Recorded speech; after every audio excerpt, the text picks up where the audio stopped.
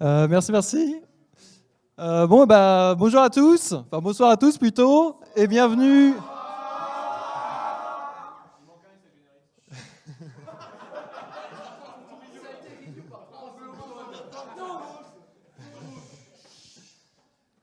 Et bienvenue à la présentation du meilleur sujet de l'année, l'IA.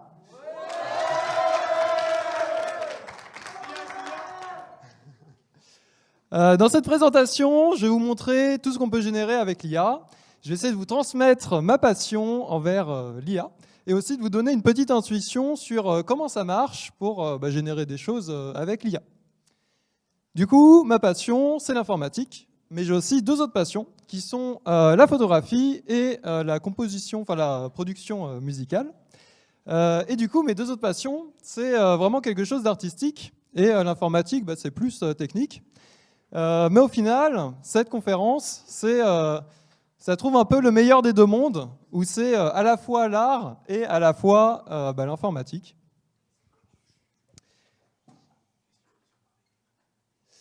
Et donc commençons avec une petite introduction. Qu'est-ce qu'on peut faire avec de l'IA? Enfin, qu'est-ce qu'on peut générer plutôt? Avec de l'IA, on peut générer des images à partir de rien, à partir de textes, à partir d'images.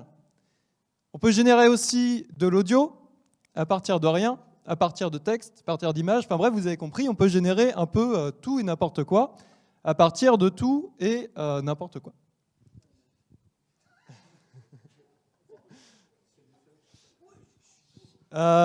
Et donc voilà, je vais vous montrer quelques exemples pour introduire tout ça. Et donc, dans cette première slide d'exemple, je vous montre des IA qui ont généré des images à partir de rien. Donc ce que j'entends par rien, c'est juste on a entraîné une IA sur un dataset et elle génère des images à partir de ce dataset. Donc la seule condition, c'est les biais qu'il y a dans le dataset. Donc si c'est un dataset de personnes, ça apprend à générer des personnes. Si c'est un dataset de véhicules, ça apprend à générer des véhicules, comme à votre gauche. Et juste en dessous de l'image de la voiture, il y a des images générées d'appartements, en fait. Donc ça, c'est sympa, mais c'est vraiment généré de manière aléatoire. Et ce qui est plus sympa, c'est de conditionner la génération. Et donc, ce que vous pouvez voir à votre gauche, c'est du style transfer, c'est-à-dire on a un style, donc le style des zèbres, et on a un autre style, le style des chevaux, et on peut passer d'un style à un autre, et donc l'IA va apprendre à juste changer le style présent d'une image vers l'autre. Et ça marche dans l'autre sens d'ailleurs. Donc c'est pareil pour les images d'été vers hiver et inversement. Pour l'exemple à votre droite, c'est en gros on lui dit à l'IA, voici une image, ici je mets du ciel, ici je mets de l'eau, je mets des arbres, etc. Et ça va essayer de trouver une image qui correspond à ce qu'on lui a donné comme indication. Donc il y a du ciel au-dessus et il y a des arbres, de l'eau où il faut. Et donc en gros la condition c'est une sorte de masque, on va dire. C'est une sorte d'image quoi. Et on peut générer des photos vraiment sympas à partir de ça et donc de guider la génération. Voilà, les exemples c'est sympa, mais maintenant je vais vous introduire un petit peu comment ça marche sans aller dans les détails des maths, mais je vais juste vous donner une intuition. Et donc Machine Learning 101, qu'est-ce qu'un réseau de neurones? Un réseau de neurones c'est simple en fait, c'est juste une fonction qui prend à la fois une entrée et également des paramètres. Et donc cette entrée, ça peut être une image, comme si on fait, on va partir sur un exemple. Si la tâche c'est de classer si une image est de chien ou de chat, eh bien l'entrée ça sera une image contenant les pixels, si c'est un chat ou un chien quoi.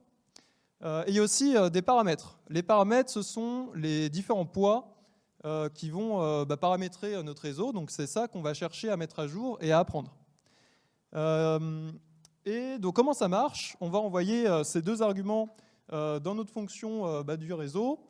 Et à la fin, on va utiliser une fonction d'erreur. Une fonction d'erreur, ça va produire une valeur qui est plus ou moins grande. Et plus la valeur est grande, plus le réseau se trompe. Donc si le réseau dit, je sais pas, c'est une image de chat à 99% alors que c'est une image de chien, on aura une valeur assez grande. Et donc l'idée, c'est de réussir à changer ces paramètres en fonction de l'erreur. Donc le but, c'est de minimiser l'erreur en changeant les paramètres. Donc maintenant que pour vous, c'est simple machine learning, je vais vous parler de deep learning. Le deep learning, bon, c'est pas très clair la définition, mais en gros, c'est du machine learning, sauf que voilà, il y a beaucoup de couches, il y a beaucoup de paramètres, c'est deep, quoi. Du coup, voilà, c'est ça le deep learning.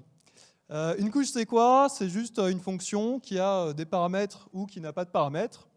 Un réseau, c'est quoi? C'est un ensemble de fonctions qui sont reliées entre elles, enfin un ensemble de couches. Et comme couche, il y a des couches linéaires, des couches de convolution.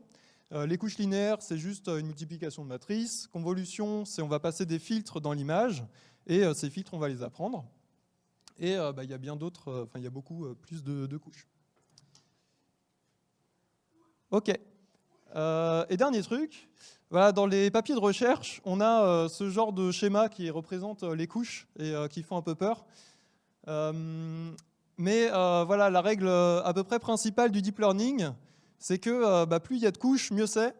Et donc si on prend le ResNet tout à droite, eh bien en gros, on a de très bons résultats parce qu'il y a beaucoup de paramètres, beaucoup de couches. Et intuitivement, si on veut classer des images, ce qui est intéressant, c'est qu'au début, on va appliquer par exemple des fils de convolution qui vont détecter des petits détails. Et à la fin, on va appliquer des filtres sur des détails. Donc on va trouver des formes, et les formes seront de plus en plus complexes en fonction de où on est dans le réseau. Donc plus on est profond dans le réseau, plus ça sera des choses complexes. Et donc au début, c'est vraiment du bas niveau, des détails bas niveau qu'on va détecter. Et à la fin, c'est plus ce qu'on appelle sémantique, c'est plus haut niveau. Si on a un chien, si on veut détecter, donc qu'est-ce que je veux prendre comme exemple? Si on veut détecter je sais pas, des personnes, si on veut savoir si la personne est blonde ou pas, ça sera plutôt vers la fin du réseau, on aura cette info. Voilà. Ça va nous servir juste après. Et donc maintenant, on va passer à comment on peut générer avec de l'IA tout un tas de choses. Et là, je vais faire une petite parenthèse sur les espaces latents. Bon, ça fait un peu peur d'entendre espace latent, mais c'est pas très dur. Et c'est intéressant. Un espace latent, c'est un espace où il y aura des vecteurs à l'intérieur, qu'on appelle vecteurs latents. Et en fait, c'est beaucoup de mots pour dire c'est juste des vecteurs qui représentent une information au niveau d'une image. Une image, je sais pas, 1024 par 1024 en RGB, ça fait des millions de valeurs. Et l'idée, c'est de compresser tout ça. Et donc, si c'est une image de chien, on a envie de dire, on a envie de mettre juste quelques valeurs. Par exemple, je sais pas, un vecteur de 512 valeurs qui représente les traits principaux du chien. Donc ça, c'est bien pour compresser les données, mais pas seulement, aussi si on a deux éléments similaires. Donc si on entraîne une IA pour détecter des personnes, si deux personnes ont la même couleur de cheveux, alors les éléments, les vecteurs résultants seront assez similaires. On a aussi la même représentation si on change de mode. C'est-à-dire, si on a une IA qui traite du texte, une IA qui traite des images, alors on peut dire, si c'est une image où il y a le ciel, et la phrase il y a le ciel, alors normalement on peut obtenir un vecteur similaire pour les deux éléments, même si les deux types sont différents. Et dernièrement, ça c'est ce qui est le plus intéressant selon moi, c'est que c'est des vecteurs qu'on obtient, et du coup dans notre espace latent on peut appliquer tout un tas d'opérations et faire une sorte d'arithmétique. Je vais le présenter en image.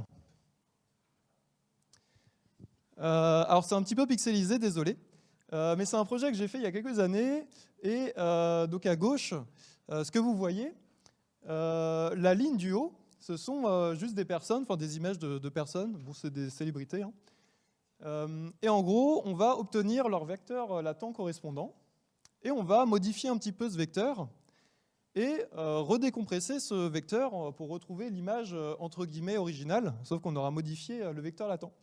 Et donc si on obtient le vecteur j'ai les cheveux blonds, bah, on le rajoute au vecteur latent de cette image et on obtient cette image. Donc lui, il a les cheveux blonds.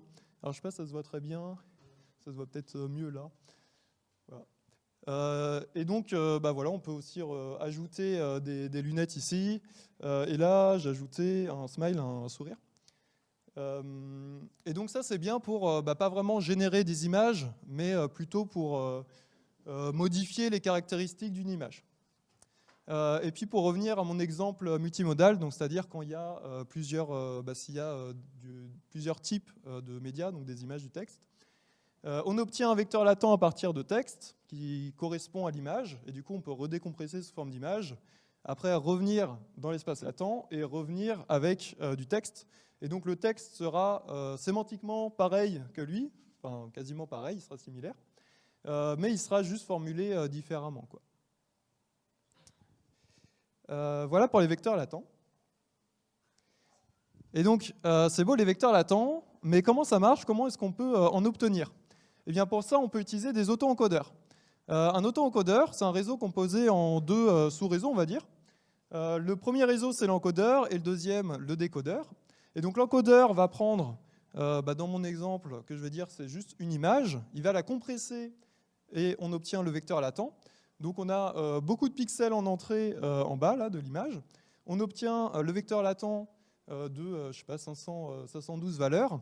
Et on peut décompresser et retrouver l'image initiale. Et en faisant ça, le vecteur latent va compresser toutes les images. Et en gros, on apprend comme ça en disant juste, j'ai envie que l'encodeur l'auto-encodeur puisse compresser puis décompresser et réobtenir la même image. Enfin, image ou n'importe quel média. Donc c'est comme ça qu'on obtient des auto-encodeurs, des vecteurs latents, je veux dire. Mais c'est sympa, mais on ne peut pas vraiment générer des choses avec. C'est pour ça que je vais vous parler de VAE, Variational Auto-Encoders. En gros, c'est la même chose qu'un auto-encodeur, à un petit détail près. On a envie de rajouter quelques contraintes sur notre espace latent, parce que l'espace latent des auto-encodeurs, c'est juste un espace, on ne sait pas exactement de quoi il est formé. Et donc là, on va dire, à la sortie de mon encodeur, je n'ai pas envie d'avoir directement le vecteur latent, mais j'ai envie d'avoir les paramètres d'une certaine distribution qui va pouvoir, on va pouvoir échantillonner notre vecteur latent à partir de cette distribution. Et donc l'idée, c'est ça, c'est vraiment de trouver les paramètres. Et donc une fois qu'on encode une image, on va pouvoir échantillonner la distribution paramétrée par cette image et obtenir une image similaire. Là, ce qui est intéressant, c'est que vraiment, ça va générer une nouvelle image. Ce n'est pas juste de la compression et de la décompression. Et aussi, les vecteurs latents sont de meilleure qualité au passage parce que l'espace est contraint. Et donc, quand je disais que l'espace est contraint, c'est qu'on peut vraiment se balader dans l'espace. Et si vous voyez cette grille, eh bien, en fait, à chaque fois, on a pris juste les 4 coins, enfin les images des 4 coins du VAE, enfin les 4 images des 4 coins de la grille, quoi.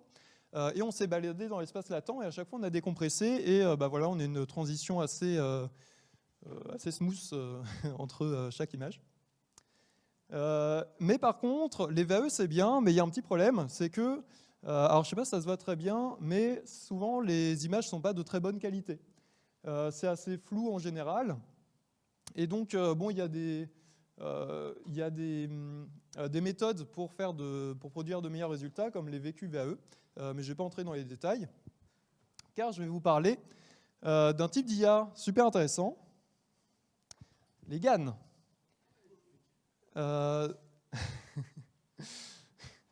Merci.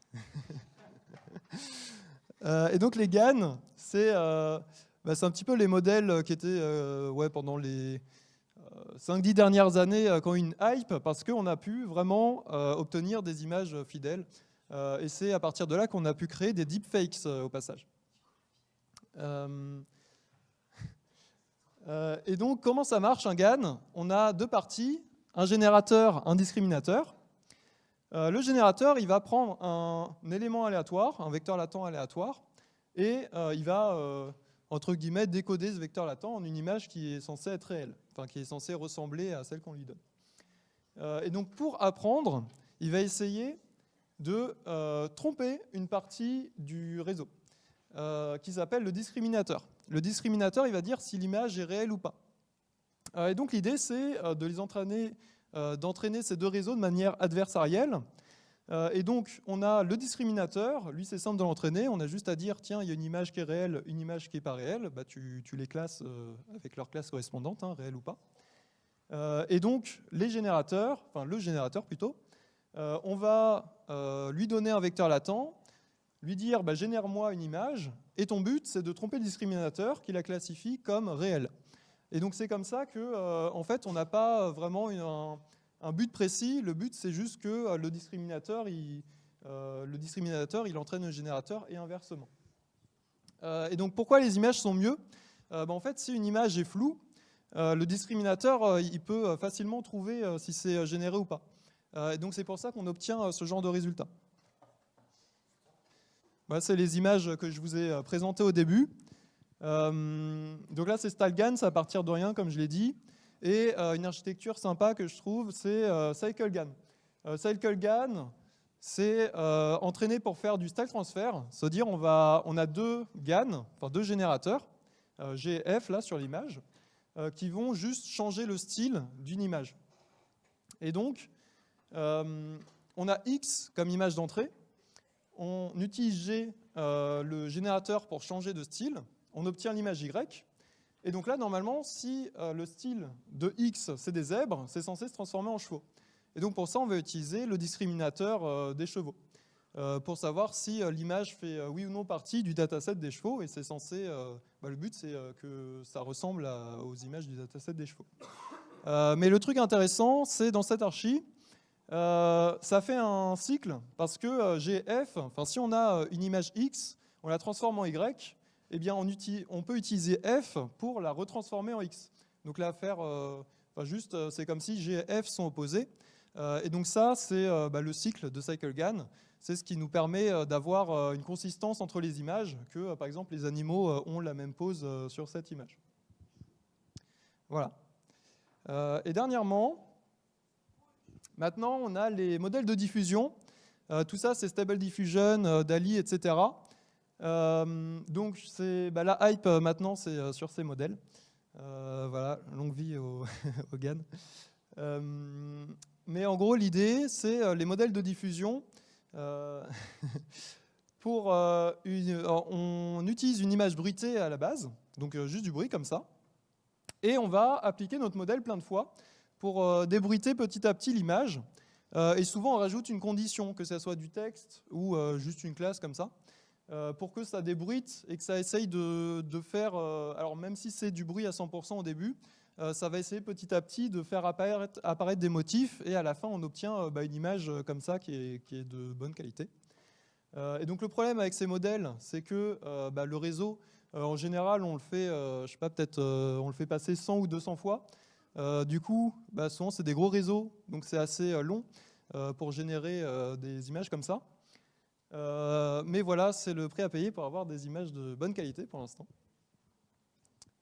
Voilà. Et donc maintenant que je vous ai assommé avec la partie théorique, je vais vous représenter quelques exemples pour conclure.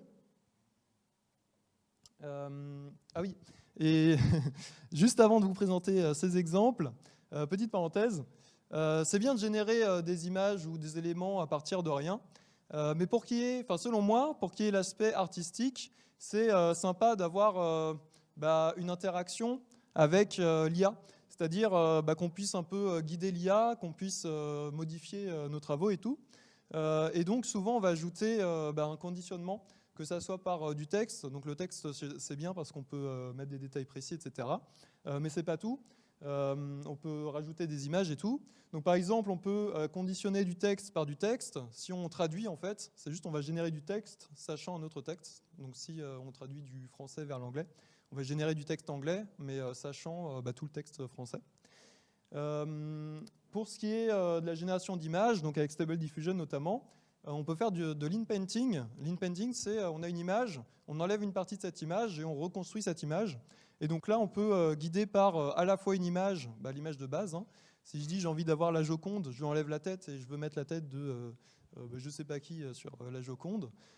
J'ai juste à envoyer l'image de la Joconde sans la tête et je conditionne avec du texte en disant c'est la tête de je sais pas qui sur la Joconde.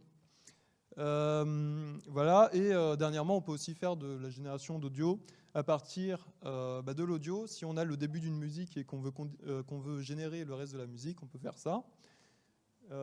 Et on peut ajouter du texte en disant c'est ce style, voilà. Donc pour revenir sur la génération d'images, je vous ai présenté Stable Diffusion avec cet exemple. Donc on conditionne avec une image et souvent c'est aussi du texte. Bon là je ne l'ai pas fait apparaître. Mais voilà, on envoie un masque, ça nous génère ça. Et donc, ces deux modèles, ce sont des modèles de diffusion. Hein. Bon, comme son nom l'indique, DALL-E, c'est pas direct dans le nom, mais voilà. Et du coup, on donne, là c'est juste du texte, et on obtient une image qui correspond le plus à ce texte. Donc voilà pour la génération d'images. Et dernièrement, on peut générer de l'audio. Je ne vais pas entrer dans les détails de ces modèles. Mais voilà, moi j'étais super content quand j'ai appris qu'on pouvait générer de la musique à partir de l'IA. Et récemment, alors au début c'est surtout Jukebox qui a fait un petit peu de bruit dans les news. Et récemment, en juin, il y a eu le papier de MusicGen qui est sorti et qui nous fournit des exemples sympas. Si vous voulez voir les exemples, je ne sais pas à quel point... oui, si vous voulez écouter les exemples, merci Langou. Vous pouvez aller sur mon site et je vais essayer de mettre le son.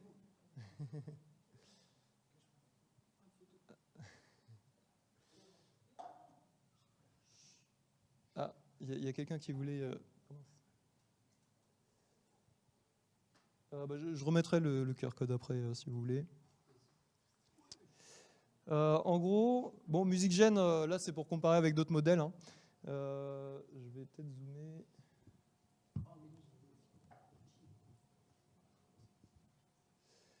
Et donc l'idée, voilà, c'est un petit peu comme les modèles de diffusion sur des images. On a un prompt et ça va générer une certaine musique. Donc par exemple, il y a ça. Je mets Lofi après.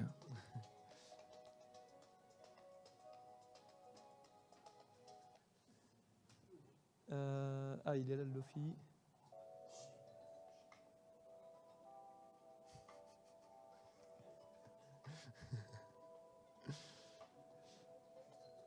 Donc j'ai dit tout à l'heure, on peut on peut conditionner à partir de texte, mais on peut aussi ajouter d'autres choses. On peut mettre une mélodie en entrée.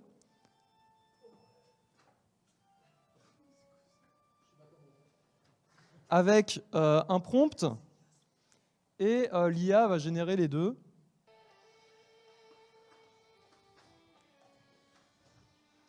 Je savais que ça allait faire un effet comme ça.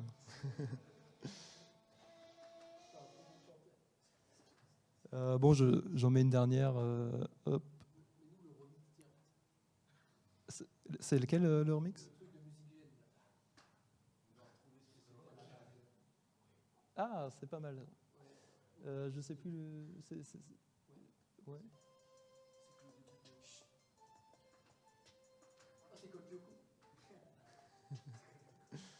Aucune idée de ce que c'est.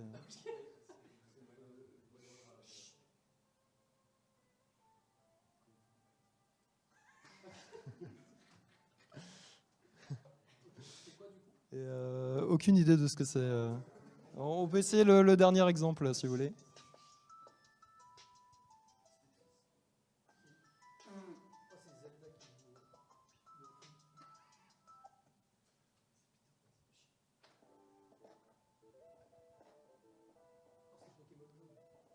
Bon, il n'y avait qu'un truc connu, désolé.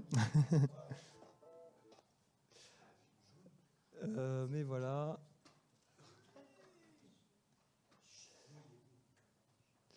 Et voilà, c'était tout pour ma présentation. J'espère que vous avez aimé les exemples. Merci pour cette ambiance. Maintenant, on peut passer aux questions. David, tu avais...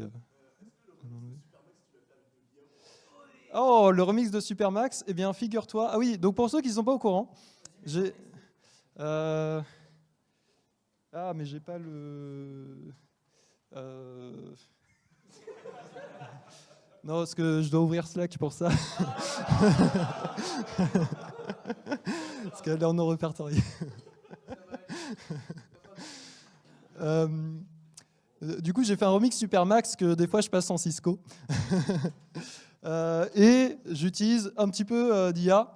En fait, j'avais séparé la voix du son de base, même si dans Supermax, il n'y a pas énormément d'instrumental et tout. Mais pour juste obtenir la voix, d'ailleurs c'est un remix techno, j'ai oublié de préciser. Mais pour récupérer seulement la voix, j'ai utilisé un petit peu d'IA. Mais voilà, c'était juste ça. Ouais. Non, 100% d'intelligence, d'intelligence humaine, oui.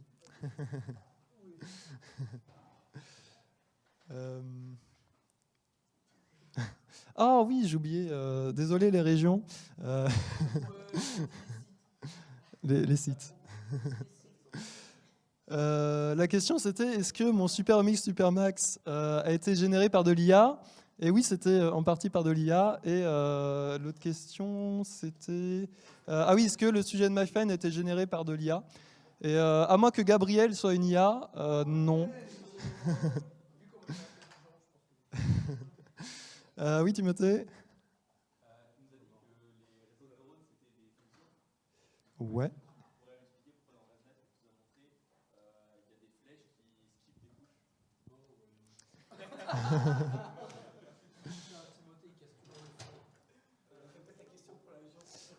Du coup, la question c'était, j'ai dit que une couche, un réseau, c'était une fonction.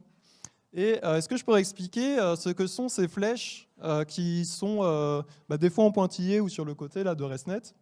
En gros, ces flèches, c'est l'intérêt de ResNet, ce sont des connexions résiduelles. Se dire que, je ne suis pas allé dans les détails, mais on a besoin de calculer un gradient pour mettre à jour nos poids. Et le gradient, il se calcule tout à la fin et il faut remonter dans tout le réseau.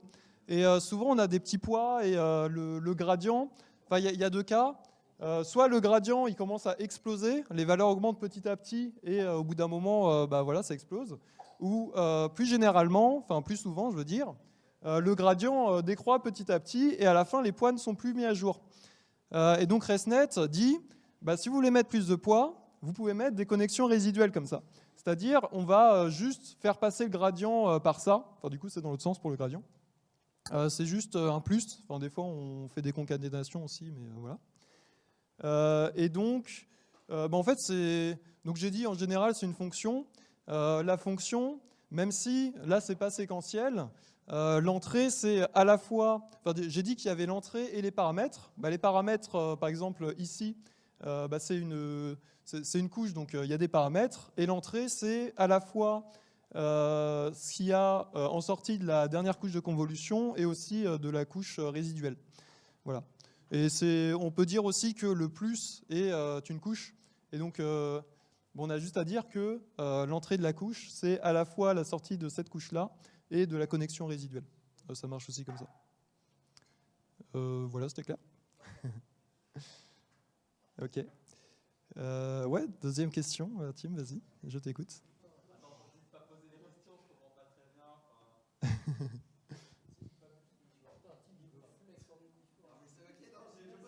Ah non, mais vas-y.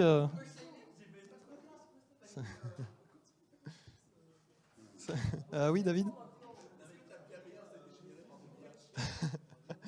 Non, je ne révélerai pas le secret de ma bienveillance légendaire.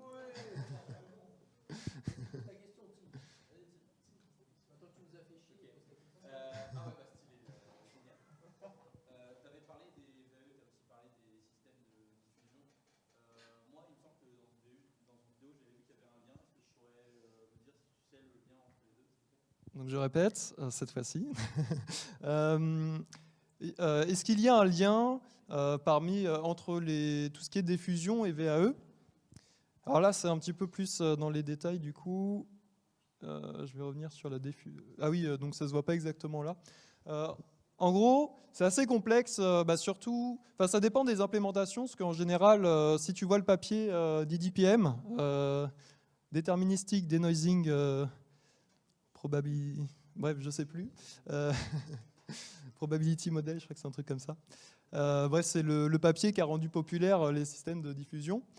Il spécifie, il n'utilise pas forcément un VAE, mais en gros l'idée c'est on a un modèle qui prend une image en entrée et qui redonne pas la même image mais la même forme d'image. Donc souvent je crois que c'est un UNet avec attention qu'ils utilisent dans leur papier. Mais voilà, un VAE, ça peut du coup encoder, redécoder. Et donc dans Stable Diffusion, on voit ça, il y a ça en particulier, c'est-à-dire qu'on a une manière de un petit peu compresser l'image, après ajouter des conditions en fonction de ce qui a été encodé. Par exemple, on a besoin du petit t ici pour savoir à quel point on a besoin de denoise. Et donc on le rajoute en condition sur notre UNet, qui n'est pas un UNet, je crois, dans Stable Diffusion, mais dans le VAE, quoi. Et après, on décode et on fait ça plein de fois à la suite. Et du coup, ouais, souvent, on a des VAE. Voilà.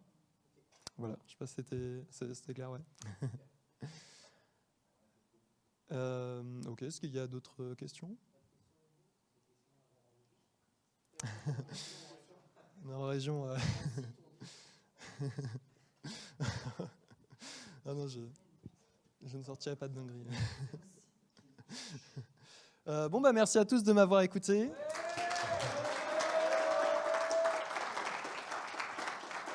J'espère que je vous ai transmis ma passion pour l'IA et tout. Ah, dernière question, vas-y. Voilà, j'arrive.